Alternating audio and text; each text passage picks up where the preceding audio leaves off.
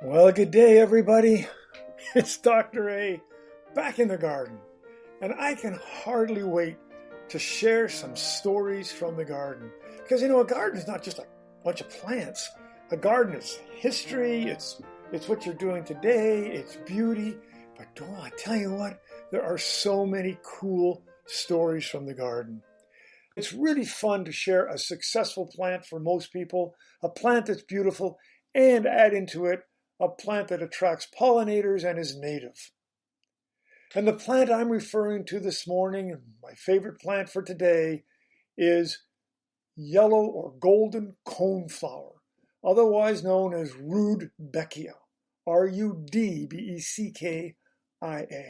Rudbeckia is native to much of the American landscape, but it was actually named by Linnaeus when he was essentially inventing binomial nomenclature and taxonomy, and he named it after his friend Olaf Rudbeck from Sweden. So our native plant is named for a Swede, and but good for him. It is a great plant, and there's a number of them that just work. It's a plant that just tolerates as much sun as you can get. It is a prairie plant. So do not worry about baking in the afternoon sun. It'll bake just quite happily, thank you. But if you don't have a ton of sun, it'll still do well with morning sun and just, 3, 4, 5 hours a day.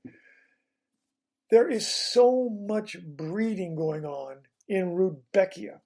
The Rudbeckia fulgida, Fulgida, is the common Rudbeckia, and even that name is in.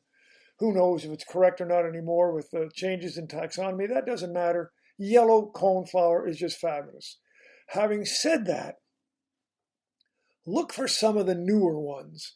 And I can go on forever, but for some of the what I call bush Rudbeckias as opposed to the real tall ones, glitters like gold is fabulous. This new one called American Gold Rush, absolutely to die for. Black, there's a number of them. And I can't tell you that if you put Rudbeckia in the garden, put it in the fall or in the spring, it will do just perfectly well. If you have problems with it, it's probably because your drainage is poor. It does not like wet feet at all. And again, if you happen to have problems with it, try and put it in a little, sunnier area. That does not mean it's going to come back for 20 years. I consider 5 years is good, but some of you will have it for 20 years. Others will have it for 2 or 3 years. Just enjoy it. Now, I don't want to confuse you, and I can do this for another plant, but what I'm talking about is the perennial Rudbeckia, a plant you go and you consider a perennial, you consider it a sun-tolerant plant, and it's just great. But there are many other Rudbeckias as well, and there are annual Rudbeckias. And annual Rudbeckias are also just beautiful, but they're certainly not going to come back year after year. That is for darn sure. And the annual Rudbeckias might go under names like Denver Daisy or Autumn Colors.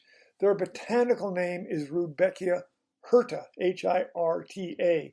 So if you're looking to purchase plants and you want to be sure it's either annual or perennial, then see if you can't find the label that says something.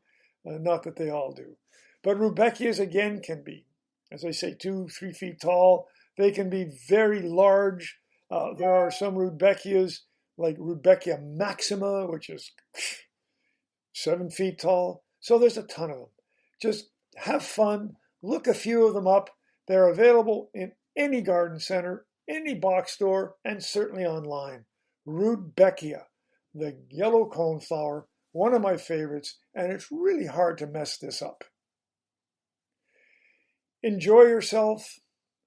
Put some of your favorite plants in and share them with others, but I'd love to share mine with you. Hope you have enjoyed today's story as much as I've enjoyed sharing it with you. Thank you for listening. For more information and more stories, go to my website, www.alanarmitage.net. If you go to the bookstore, you will see one of my most popular books, Naked Ladies and Forget-Me-Nots, How Plants Get Their Common Names, and another wonderfully popular book is Legends in the Garden. Who in the world is Nellie Stevens? These and other books on the website I think you will enjoy, and I hope you have a chance to take a look at them. Once again, thank you for listening, and I look forward to sharing another story with you next week.